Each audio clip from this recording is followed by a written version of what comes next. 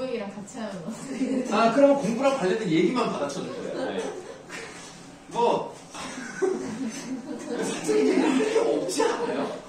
뭐해, 할 게 없잖아. 밥 뭐 먹었냐고? 그런 걸 굳이 나쁘게 왜 보내? 알아서 잘 먹었다. 그럴게, 그럼. 그런 거 물어보지 마. 그냥, 선생님, 이 문학 작품에서 이 부분이 상징적인 게 뭔지 모르겠어요. 아니면 독서 부분에서 이 문제에 대해 이 선지가 왜 이게 맞는 건지 모르겠고, 이렇게 구체적으로. 얼마나 좋습니까? 그러니까, 선생님, 이거 독서 질문 하나도 모르겠어요. 이건 정말 잘못된 질문이야. 그렇게 질문하면 안 돼. 꼭 국어뿐만 아니라 수학 선생님들한테도, 영어 선생님한테도 정확하게 이 문제에 몇 번이 왜 틀렸는지, 어떤 점에서 이게 이해가 안 되는지를 정확히 말씀해 주셔야 그래야 여러분들에게 도움이 되는 거예요. 선생님 하나도 모르겠어요. 그럼 나도 하나도 모르겠다고 대답 안 해준다니까. 그걸 아셔야 돼요.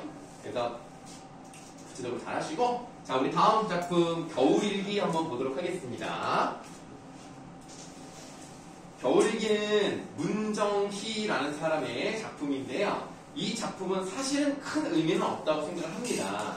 그런데 여러분들, 우리가 1920년대부터 30, 40 쭉 가서 보통 1980년대까지는 시인이 남자인 경우가 대부분입니다. 아무래도 여성이 사회활동이 늦었기 때문에 글 쓰는 것도 남자들이 대부분이에요. 그런 걸 보면 아무래도 우리가 뭐 수능 특강이라던가 모의고사라던가 수능이라던가 이런 것들 있죠. 이런 것들에 남자 작품이 많이 나와요. 그러니까 약간 성비를 맞추려고 여성 작가들도 좀 이렇게 늦습니다. 네, 그나마 90년대 정도부터 좀 의미 있었던 작가들이 여기 나오는 문정희, 나희덕 이런 사람들은 잘 나와요. 그래서 문정희는 그래도 볼만은 하다. 다만 내용이 그렇게 어렵진 않다. 어떤 상대적으로 그래요. 여성들의 시는요 굵직한 느낌이 아니라 섬세해. 그래서 사람의 감정, 그리고 이별의 아픔 이런 것들을 보통 얘기합니다. 그래서 우리 가문단에 어떤 내용이 나오는지 보도록 할게요. 나는 이 겨울을 누워 지냈다. 그리고 왜 겨울을 누워서 지내는지 한번 볼게요. 사랑하는 사람을 잃어버렸고, 사랑하는 사람을 잃어버렸다는 것은 이 겨울이라는 시간이 어떤 시간이었던 거야? 고통스러워. 맞아. 그래서 겨울에다가 세모해. 이렇게 답이 딱 나오잖아. 고통의 시간이죠. 겨울에다가. 그렇죠. 겨울에다가 세모하죠. 여러분들이 이런 걸 보시면 느낌 딱 오잖아. 이제 겨울은 그런 고통의 시간이었겠구나. 그런데 그 다음이 또 어렵다. 염주처럼 윤나게 굴리던 독백도 끝이 나고 바람도 불지 않아요. 이게 말이 좀 어렵네. 얘들아, 염주 아니지? 네. 스님들이 이렇게 굴리면서 연구를 내잖아. 염주처럼 윤나게 굴린다. 이게 뭘 의미할까요? 이게 좀 어려운데. 염주의 특성을 한번 생각해 볼까요? 염주는 어떻습니까? 그러니까.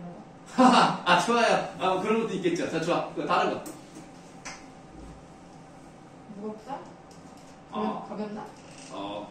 스님들 팔 엄청 두껍겠는데? 그래서 염주를 할머니가 무겁다. 나도 이렇게 직접 들어본 적은 없는데 무겁진 않을 거예요. 나무로 만든 거라서 그냥 가벼울 겁니다. 좀 했는데 내 손을 보세요. 동그래. 물론 동그랗죠. 맞아요. 네. 엄지손가락이 아파요. 그러니까 여기서 엄지손가락이 아프다라는 걸 필기할 거야? 자, 물론 뭐 그럴 수 있는데 염주는 어때요? 계속 돌아가요. 계속 돌아요. 반복적이다. 맞아요. 그래서 거기 윤나게 굴리던 오른쪽에다가 오랫동안 지속된다. 요렇게 쓰시면 돼요. 오랫동안 지속되는 거야. 계속 반복되는 거거든. 염주처럼 윤나게 굴리던 독백도 끝이 났어. 끝이 안 날 것 같은데 독백 끝이 났고, 이제는 바람도 불지 않아요. 그 독백과 바람은 원래 사랑하는 사람을 잃어버리기 전에는 있었던 거지. 근데 그게 사랑하는 사람을 잃어버린 다음에 없어진 거 아닙니까? 그래서 독배, 바람 이 네 글자를 동그라미로 그냥 통째로 묶어버려요. 그럼 이거는 정확히 뭔지 몰라도 우리는 뭐라고 생각해 볼 수 있냐면 사랑하는 사람과 관련된 어떤 것이겠구나. 이런 걸 알 수가 있는 거야.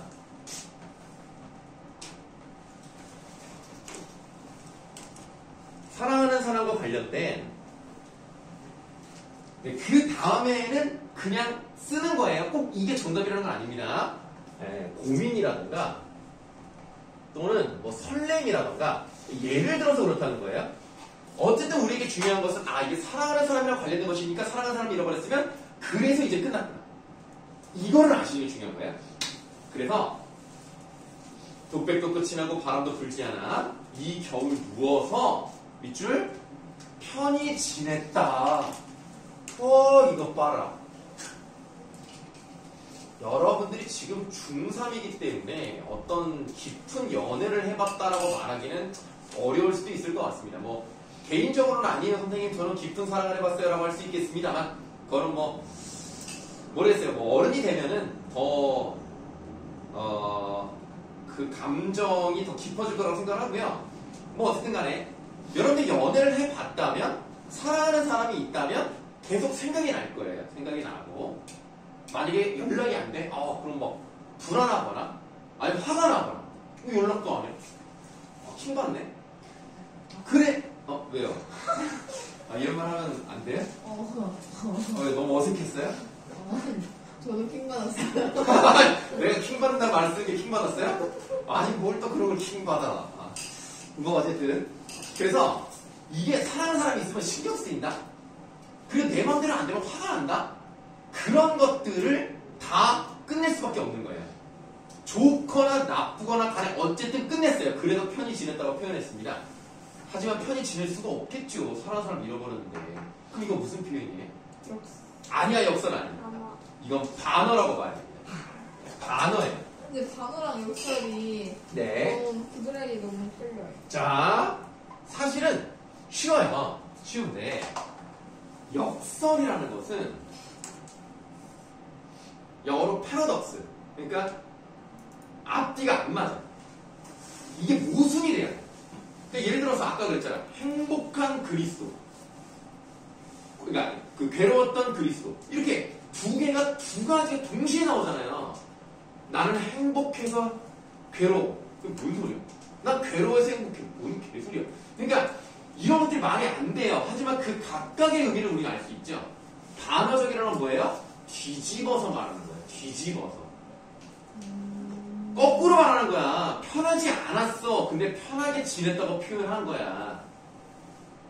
사실은 너무 고통스러운 거죠. 이 겨울 누워서 편히 지냈다는 이 문장 자체에는 모순이 없어요. 문장에 모순이 없고 거꾸로 말했다? 반어입니다. 2연입니다.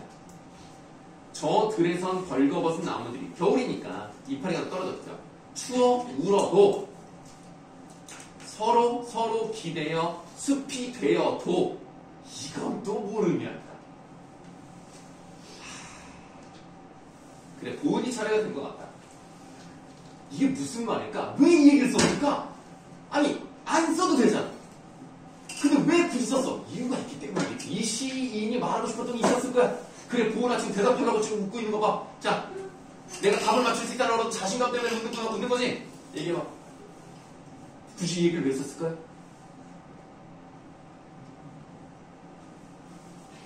목소리 뜸들이다니 모르겠어요. 그런 거 아니야?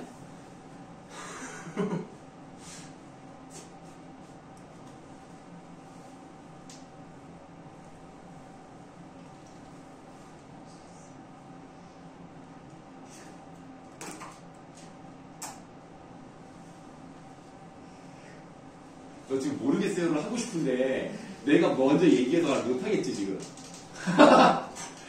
그럼 뭐 내 친구가 이렇게 안타까워 이렇게 하는데 우리 옆에 있는 우리 가랑이가 또 도와줘야지 또. 뭘 이유를 왜 썼을까?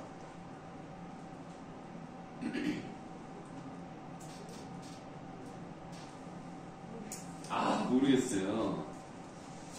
자 보세요. 우리가 아까 그랬잖아. 이 시가 절대적이다, 완벽하다고 가정하고 썼다는 이유가 있을 거예요. 그 이유를 찾아볼 거야. 벌거벗은 나무들은 추위에 이파리가 떨어졌어요. 추워서 울었죠. 그럼 얘는 고통받고 있는 애들이야. 어떤 면에서 누구랑 비슷하지? 나랑 비슷하지?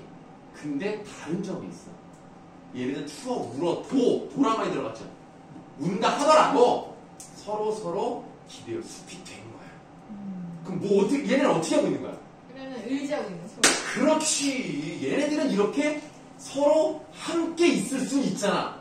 근데 나는 어때요? 나는 무관해. 그래서 나의 뭐를 드러내는 거야? 나의. 못 들었어요? 성판은? 아니 맞는데 어떤 정서를 드러내고 싶은 거야? 어떤 정서를? 쟤네는 그래도 함께 있는데 나는 그러지 못하니까 나는 어때? 부러움. 아니 실패. 외로움. 나는 너무 쓸쓸해. 그런 쪽으로 가는 거예요. 그래서 거기다가 상실감이라고 씁시다. 어디다가? 나는 무관해서에다가 상실감. 네, 이렇게 여러분 찾아가는 거예요. 잘했어요. 그래서 나는 어떻게 살았냐면 문 한 번 열지 않았어요. 그럼 마음을 닫은 거잖아. 그러니까 이렇게 써볼 수가 있겠네. 타인과의 결단. 소통절단? 네, 단절. 단절. 네, 소통 단절이요. 이게 웃긴 게 뭐냐면 같은 한자거든요. 헷갈려서. 단절로 쓰든 절단으로 쓰든 위치만 바꾸지 한자는 똑같아요.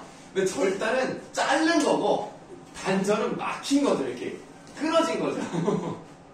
네, 예. 자, 그래서 문 한 번 열지 않고 반추 동물처럼 죽음만 꺼내 씹었다. 예진아, 반추 동물이 뭐야? 척추 없는데? 아, 척추가 반밖에 없어? 아, 반려동물. 어? 반려동물. 아니야. 애완동물. 아니야, 전혀 관련 없어. 이게 생각보다 반추동물을 잘 모르더라고요. 주민이 알아? 이 단어는 왜 알아야 되냐면 문학적으로 사용되는 경우가 많기 때문인데요. 힌트를 드릴게요. 소. 먹을 수 있는 거? 배고프냐? 소고기 먹고 싶어? 자, 소, 양, 염소, 낙타. 아, 낙타는 아닌가? 아, 소, 양, 염소까지 말할게. 내가 아는 걸로만. 이 셋의 공통점이 있습니다. 먹을 수 있는 좀. 아니, 그렇게 따지면 다 먹지. 털이 있어요? 아, 그게 중요한 게 아니에요. 아니, 물론 그렇게 같이 키울 수 있어요? 풀? 커요. 그러면 이렇게 할까요? 그러면 조금 먼 힌트. 피드백. 피드백? 예. 좀 멀어요. 이 힌트는 좀 많이 멀어요. 네. 그러면 피드백을 우리말로 뭐라 하는지 알아? 조언. 되먹임이에요. 아니, 피드백은 이게 나가서 다시 들어오는 거야. 아. 똥 쌌네? 너는 기분 좋은가 보다? 야, 그럼 똥 싸내면 똥 안 싸내가 어디냐? 대세김질을 하는 동물을 반수동이라고 하는 거예요. 네, 대세김질. 네, 똥 싸는 게 아니에요. 그래서 이렇게 대세김질이 위장이 소가 몇 개야? 2개? 아이, 하나. 응? 3개. 4개. 아니, 너희들 아직 알아야 될 게 많구나. 소는 위장이 4개예요. 아, 그래서 대세김질이에요? 네, 그래서 이렇게 해서 이렇게 옮겨다니면서 우락우락 이렇게 되는 거야. 이게 대세김질이야. 대세김질을 한자로 반추라 그래요. 그러니까 계속 죽음만 꺼내서 씹은 거야. 절망적인 상황을 계속 생각을 하는 거야. 이게 반추동물이에요. 그래서 반추라는 말은 실제로는 대세김질을 한다는 뜻이지만 문학적으로 쓸 때는 뭐예요? 계속 생각했다. 계속 떠올렸다. 또는 인생을 돌아봤다. 이런 느낌으로 쓰는 겁니다. 그래서 반송을 안 하는 게 좋은 거예요.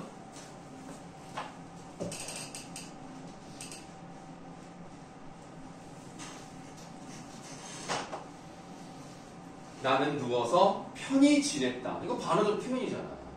근데 앞에 나왔던 거 한 번 더 나왔죠. 그러니까 뭐가 됐다고 하는 거죠? 그러니까 한 번 또 나왔으니까 뭐라? 아니, 그러니까 운율? 아니 그게 아니라 또 한 번 나온 걸 뭐라고? 반복됐잖아. 반복을 한 이유가 있겠죠. 물론 여러분들이 말씀하신 운율 형성도 물론 맞아요. 맞는데 운율을 형성할 뿐만 아니라 강조도 할 수 있다는 거죠. 그래서 지금 여기서는 뭐예요? 반복을 통해서 상실의 고통을 강조하는구나.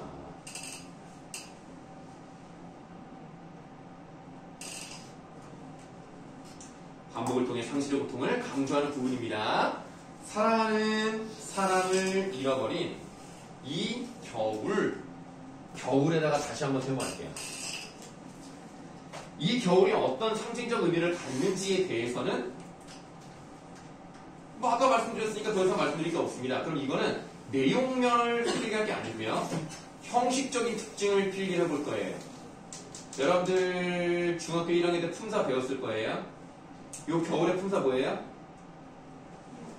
명사죠. 이 정도 아실 거예요. 이 시는 명사로 끝이 났습니다. 여러분들 우리나라의 문장문제는 기본적으로 맨 뒤에 뭐가 나와요? 서술어가 나오죠. 서술어가 나오는데 서술어 보면 일반적으로 품사가 뭐가 들어갑니까? 품사. 동사랑 동사랑 무슨 사? 형용사. 동사, 형사가 주로 끝나요. 근데 그게 아니라 어떤 경우는 명사의 서술격 도사 이자가 붙는 경우도 있습니다. 예를 들어서 여러분들 명사로 끝났다. 그러면 이런 거죠. 정확한 건 아니지만 정환이는 이렇게 했을 때 여러분들이 뒤에 뭐가 많이 나올 것 같죠? 나올 것 같은데 안 나오니까 계속 기다리잖아. 그럼 계속 뭔가 신경을 쓰고 있단 말이야. 이게 마찬가지예요. 명사로 끝났잖아요. 우리는 일반적인 문장이 명사로 끝나는 경우가 별로 없어요. 다 뭐만 다라는 동사나 형사 형태로 끝납니다. 명사로 끝났다는 것은 어떤 역할을 할까요? 열린 결말. 여운을 주죠. 네. 여운을 줍니다.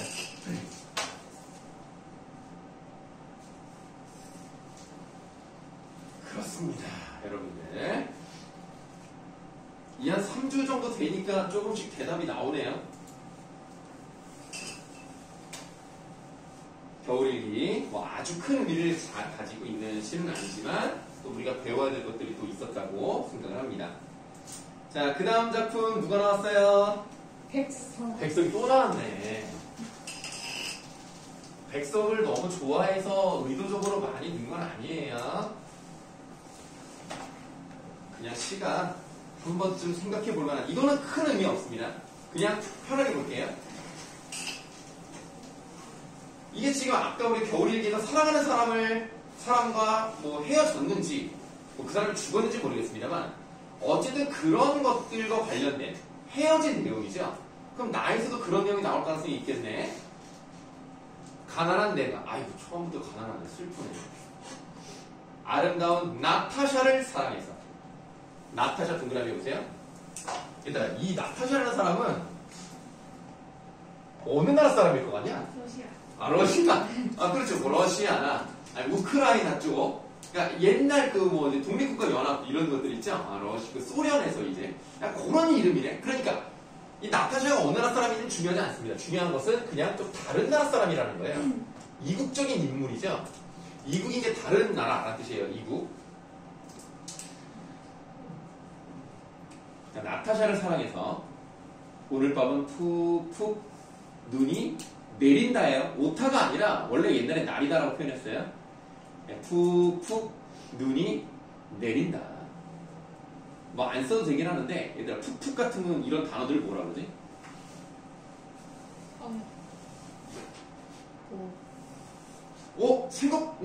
나 대답이 나올 줄 알았는데 안 나오네? 아, 물론 부사는 맞아요. 근데 난 문법적인 걸 물어본 건 아니고요. 이런 지금 푹푹이라는 말은 의태어죠. 얘들아, 모양을 흉내내는 말을 의태어라고 그러고요. 소리를 흉내내는 말을 의성어라고 하고요. 의태어와 의성어를 합쳐서 뭐라 그래요? 의성? 자, 다시 할게요.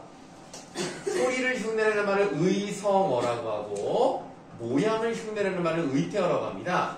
그래서 뭐 아장아장, 뒤뚱뒤뚱 이런 게 의태어고요. 뭐 첨벙첨벙 이런 게 의성어예요. 그런데 이제 고등학교 올라가시면 의성어, 의태어라는 말을 쓰지 않는 건 아니지만 이 두 개를 합친 말을 더 많이 씁니다. 이게 뭘까요? 들어본 적 있습니까? 누가 음이라 그랬어요? 뭐라고? 음성상징어라고 합니다. 네, 앞으로 여러분들이 음성상징어라는 말이 나왔을 때 당황하지 마시고 의성어, 의태어 이런 것들을 말하는 거구나 알아두시면 돼요. 오늘 밤은 푹푹 눈이 내린다. 느낌이 어때요? 겨울 같아. 네, 겨울이니까요. 겨울이죠. 네. 그러니까 잔잔하다. 그러니까 눈이 고요하다. 좋아. 그렇죠. 순백의 이미지 그렇죠. 그런 느낌이야. 자, 다음 나타샤를 사랑을 하고 눈은 푹푹 날리고 굉장히 낭만적인데 나는 혼자 쓸쓸히 응? 갑자기 쓸쓸히가 나왔네. 그럼 뭐야? 내 옆에 나타샤가 없네. 뭐야 상상으로 좋아. 혼자 좋아하나?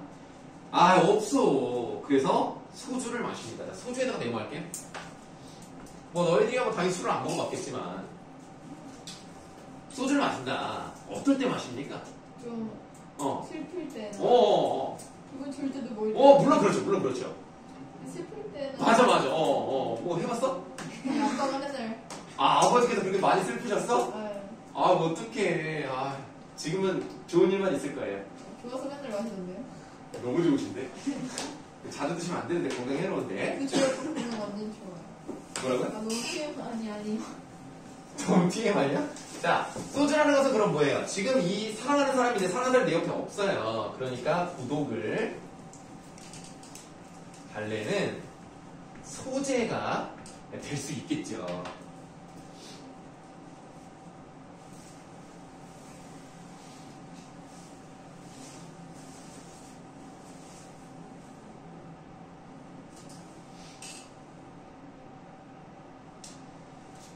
자, 도덕을 달래는 소재고요. 소주를 마시고 생각합니다. 나타샤와 나는 눈이 푹푹 쌓이는. 자, 그 다음에 5글자가 나오죠. 밤, 흰 당나귀 이렇게 5글자를 밑줄하세요. 밑줄 친 이유는 무엇일까요? 밤, 흰 당나귀예요. 느껴지는 거 없어요? 밤, 흰. 색깔이 달라. 좋아. 근데 색깔이라고 표현하지 않고요. 명암의 대비. 잘 찾았어요. 네, 명암 대비가 있죠. 좀 선명한 그런 느낌입니다. 자, 밤 흰 당나귀를 타고 산골로 가자. 출출이 우는 깊은 산골로가 마가리에 살자. 뜻은 밑에 나와 있습니다. 네, 출출이는 뱁새고 마가리는 오막살입니다. 살자의 괄호 해볼까요? 어떤 유형의 어미가 사용됐죠? 청유형이 사용됐죠? 잠깐 문법 말씀드리면 기본형 살다겠죠? 여기서 요거 다음에 있는 요 부분이 살고 그 다음에 살지 요런 식으로 활용하는 부분이 있죠? 요런 걸 뭐라 그래요? 어미라고 하는 겁니다. 어미인데 어미 중에서도 단어의 맨 끝부분에 있기 때문에 어말 어미라고 하는 거예요. 어말 어미는 종류가 또 있습니다. 문장을 끝내주는 종결어미가 있고요. 그 다음으로 연결해주는 연결어미가 있고요. 성질을 좀 바꿔주는 전성어미가 있는데 이런 것들은 나중에 설명을 드릴 거예요. 우리에게 중요한 것은 이 부분이 어미 부분이다라는 걸 확실히 아셔야 되겠습니다. 그래서 우리는 청유형 어미, 의문형 어미 이런 말을 쓸 거고요. 그럼 어미는 바뀌는 부분이나 바뀌지 않는 이 부분은 뭐라고 하죠?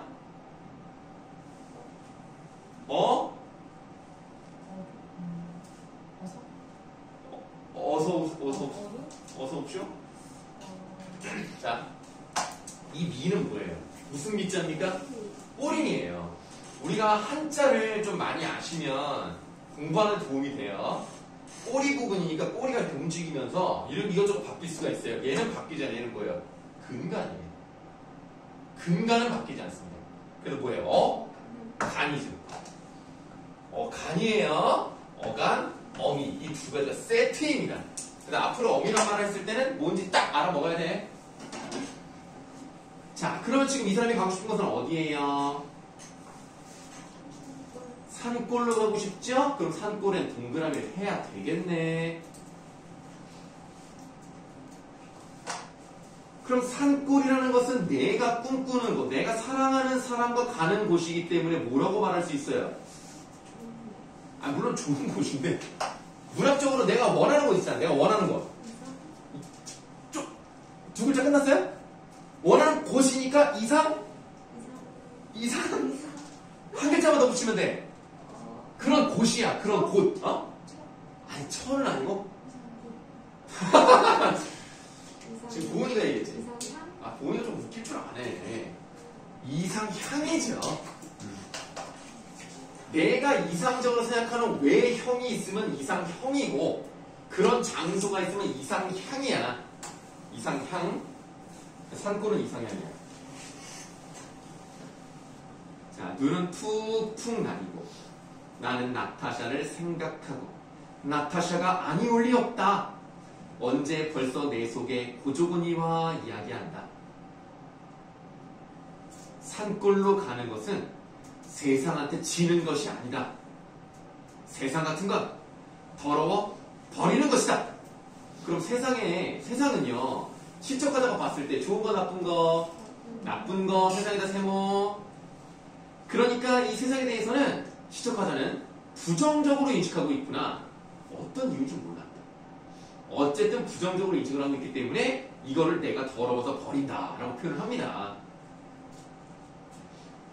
눈은 푹푹 나리고 아름다운 나타샤는 나를 사랑하고 어디에서?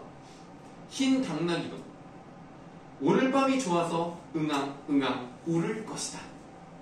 응앙 이거 뭐라 그런다고요? 의세요?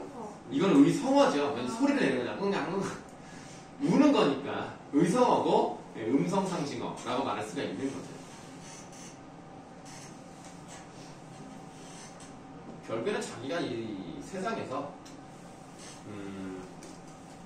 사랑하는 사람이 있었는데 그 사람과 함께하지 못해서 이런 시를 쓰지 않았나 라고 생각을 합니다. 그러니까 세상이 좀 부정적으로 느껴질 수 있는 거죠.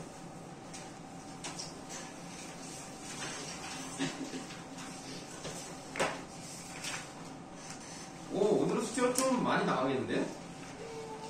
네, 뭐라고요? 여러분들 예를 들면 지금 나타샤와 흰 당나귀와 관련해서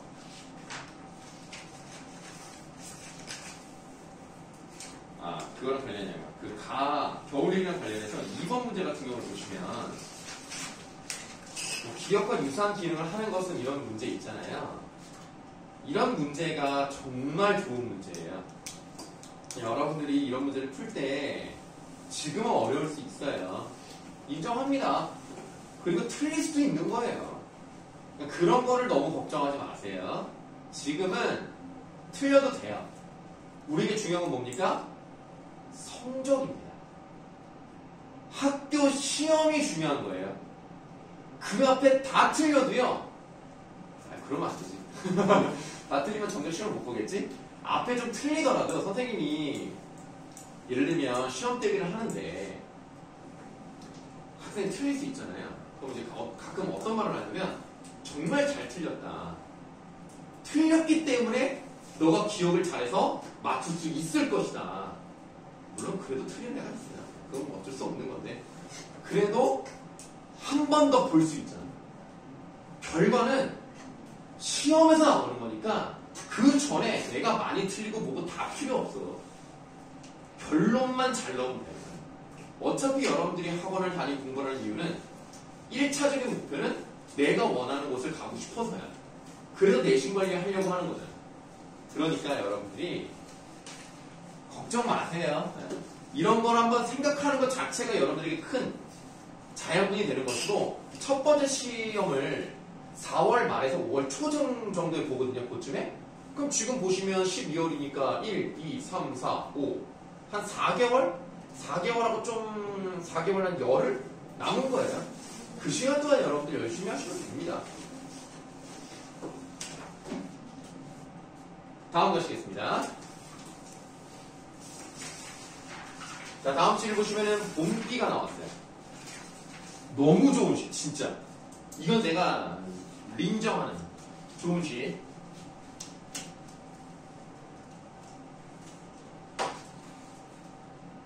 원래 이수복이라는 사람의 시는요, 그게 유명하지 않아요. 이수복 자체가 그렇게 유명한 사람이 아니에요. 이 시만큼은 아주 기가 막힌 거예요. 자, 이 비 그치면 내 마음 강나루 긴 언덕에 서러운 불빛이 짙어 오겄다.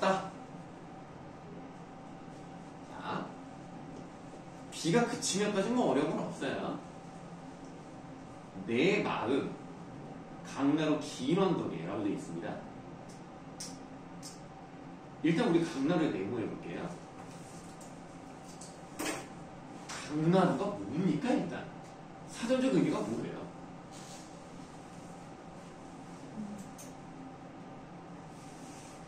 중윤아, 혹시 알아? 몰라? 알아요? 폭렬닌자? 나루토야? 아니 나도. 아, 나루토. 여러분들 강이 있잖아요. 강이면 옛날에는 배를 많이 탔어요. 그래서 나루터가 있죠. 그 나루터에 배를 타고 저쪽으로 넘어가는 경우가 많았습니다. 그래서 강나루라고 하면 전통적으로 어떤 공간이라고 볼 수 있을까요? 문학적으로 보셔야 돼요. 뭐 배가 드나들면서 무역과 상업이 발달한 그렇게 가면 안 되고 문학적으로 봤을 때 어떤 곳이라고 봐야 돼? 아, 끝이야? 아, 그 배 타는 데는 너무 사전적이잖아. 문학적으로 어떤 곳이야? 만남의 장소. 만남의 장소이지만 이별? 이별의 장소이기도 한 거죠.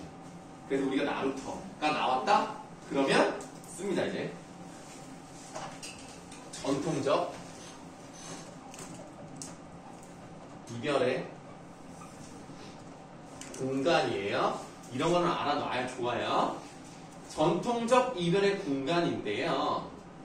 이 강나루가요, 내 마음의 강나루잖아요.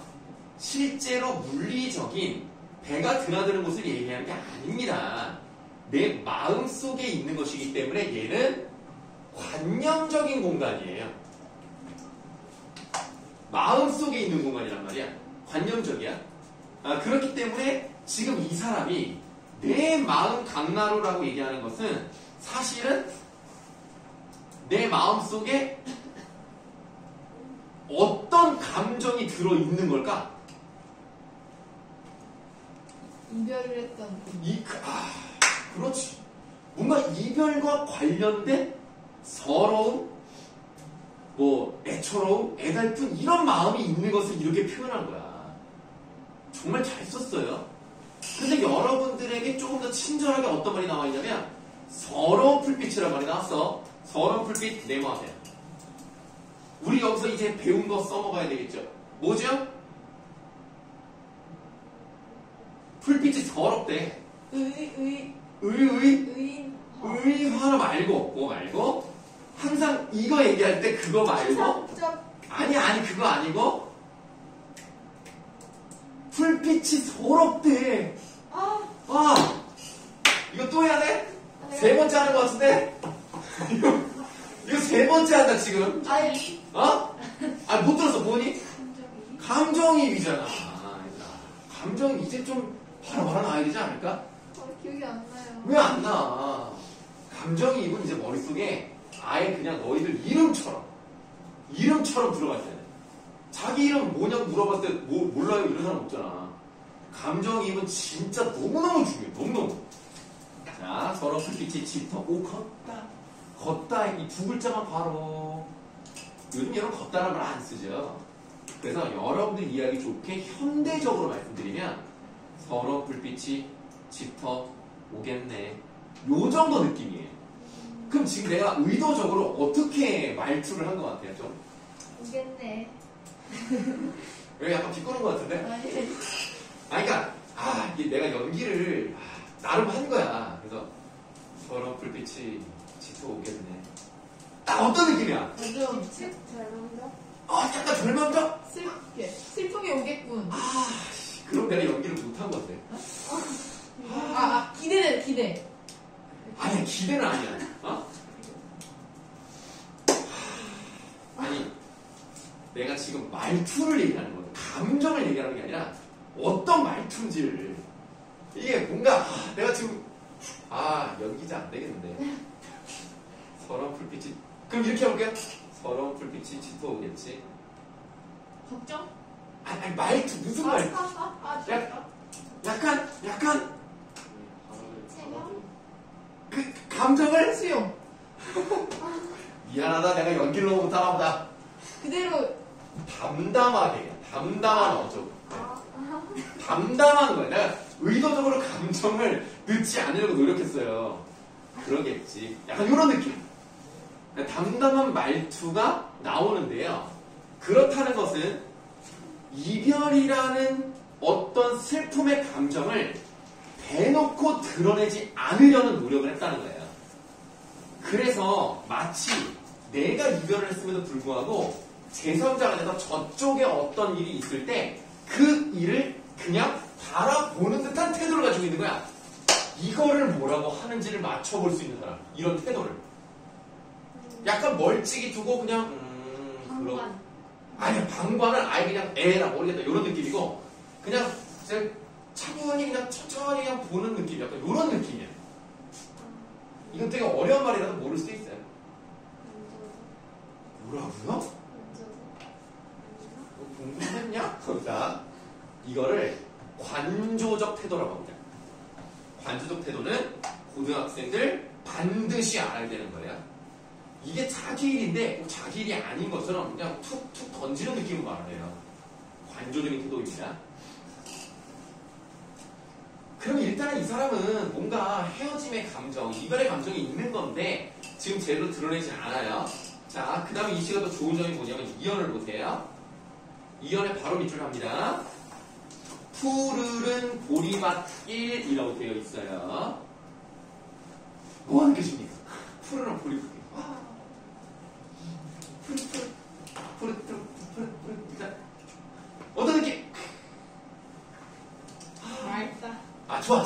좀 다르게 표현해볼까? 좋다. 기대된다. 희망적이다.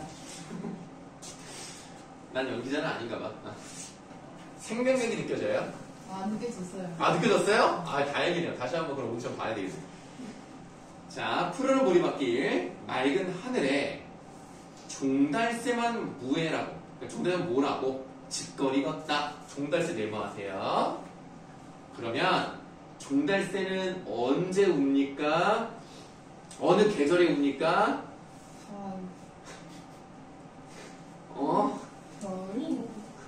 봄이에요. 여러분 왜 그러냐면 보리밭이 푸른색이죠. 원래 여러분 보리하면 딱 어떤 색깔이 떠올라요? 갈색? 그렇죠. 보리가 언제 익는지 알아? 여름에 익어요. 근데 지금 푸르죠. 그러면 봄이야. 봄이고 종달새도 봄에 울어요. 그러니까 이 봄이라는 게 뭐냐면 지금 위에 보리가 생명력을 의미했다면 종달새도 비슷하게 갑니다. 만물이 소생하는 봄을 알리는 소재가 된다는 점.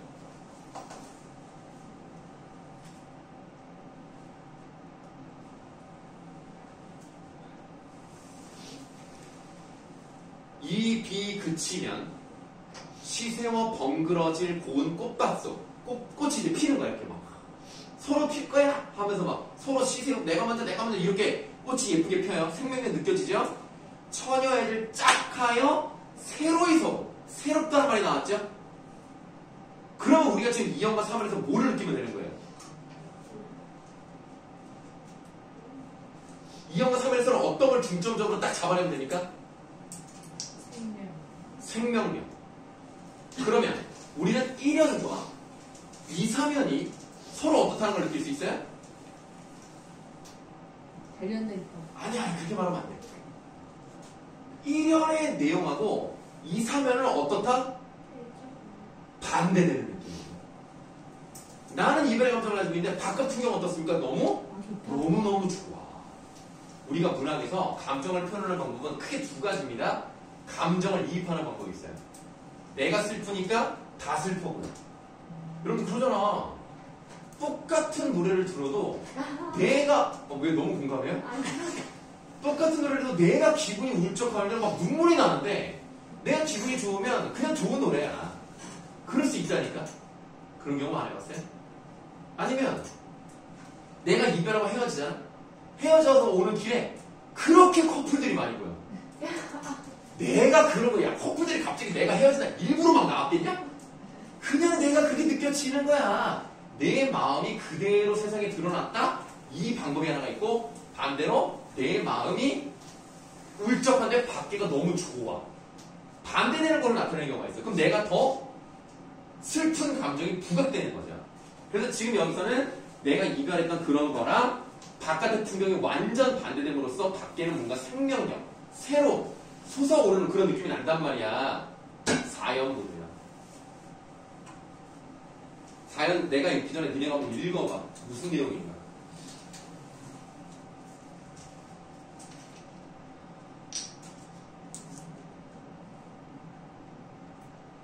상현이 뭐예요? 그걸 말하면 너무 재미없으니까 한번 때려 맞춰보세요. 이게 되게 중요한 단어라서 이걸 말하면 너무 쉬워요.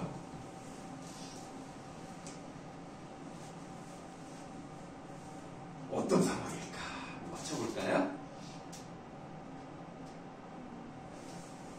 뭐 알면 그냥 바로 말씀하세요. 안 시켜도.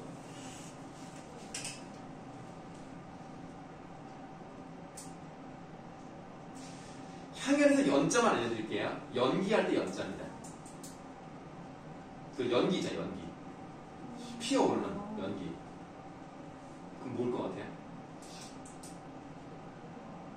입 앞에 타오르는 향연? 입 앞에 타고 있어, 뭔가? 향연이? 연기가 올라가네? 예전 연기가 올라가? 뭐를 피웠어? 불? 아니. 향초? 향을 피웠지? 아, 죽었어요. 이미 죽었어. 아, 진짜. 그거야. 그래서 입 앞에 타오르는 향연과 같이 해서 향연에 세모하세요. 이 향연이란 단어가 임의 죽음을 암시합니다.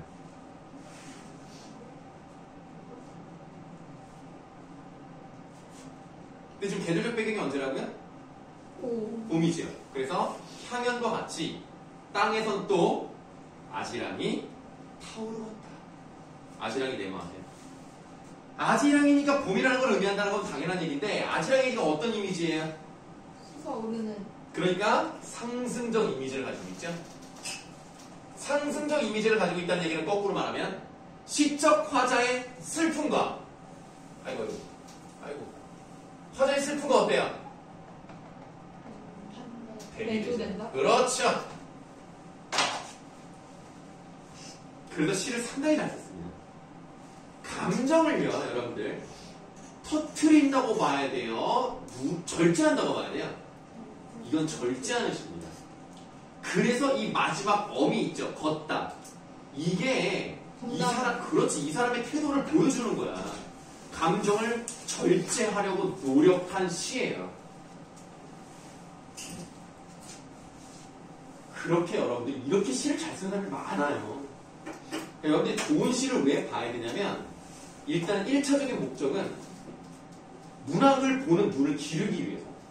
그래서 좋은 시를 봐야 되고요. 두 번째는 여러분들 인생에 조금이라도 자양분이 됩니다. 우리가 그렇잖아, 얘들아. 니네가 뭐 여기서 뭐 농구를 잘하고 야구를 잘하고 축구를 잘하고 그런 거 잘한다고 해서 먹고 사는데 도움되는 거 아니에요.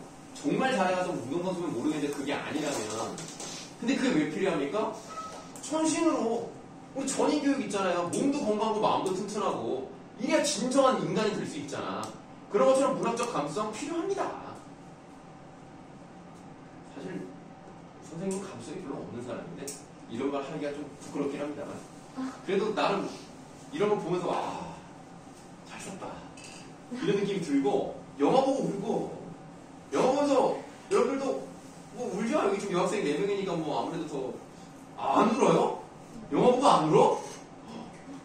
어떤 영화를 봤길래 뭐 엔드게임 보고 운 애도 있던데 내가 아는 애 중에 엔드게임 다 봤어요? 슬퍼. 너도 슬펐어? 엔드게임에서 제일 슬펐던 장면이 그 포탈이 열려가지고 우르르 나올 때 막 거기서 감동을 받았어. 막 감동을 울었대. 내가 사실 좀 이해가 안 감동받아서 울었다고요? 그건 슬픈 일 아니잖아.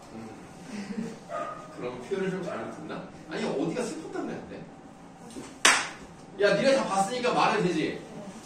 이거 여기서 아니 좀 슬프잖아. 거기 슬프지? 그걸 인정? 네, 거긴 좀 슬프다. 나도 조금 인정. 약간 슬프다. 물론 그렇죠. 그러면 엔드게임 말고 그거 싶었다. 뭐? I can speak. 그거 I can 이양구용 그거. 아이캔 스피크 인정인데 극장에서 안 봐서 옆에서 약간 시끄럽게 봐가지고 나는 눈물이 극장에서 나. 보면은 막 사람들이 다 훌쩍거려서 괜히 나도 막 훌쩍해지는. 나는 지금 뭐 그게 마지막인지 모르겠는데 신과 함께 보고 엄청 울었거든요. 그것도 꽤 슬프게 했어요. 1편 그 마지막에 엄마 그 모래 형상 나오고 와 나 진짜 와 나 살다 그렇게 많이 울어 처음이네. 와 너무 슬퍼서 진짜 나 완전 가족 얘기 나오면 좀 슬프네. 야 근데 잠깐만 신과 함께가 니네 초등학교 때 아니야? 근데 저는 그렇게 집에서 봤는데. 나는 극장에서 봤는데 와 진짜 막 오열을 했다. 그러니까 뽀로록 이게 아니라 그런 거 있지 막 막 감정이 막 우리 엄마도 울었어. 너무 슬펐어 진짜. 우리 아내랑 나랑 갔는데 막 둘 다 막 울고 막 거기 너무 연기도 잘하고 너무 그러니까 약간 좀 어떤 면에서 좀 유치한데 그래도 진짜 너무 슬펐어요. 자 그럼 여러분들 이런 감성 필요하다고 말씀드렸고 쉬는 시간 갖도록 하겠습니다.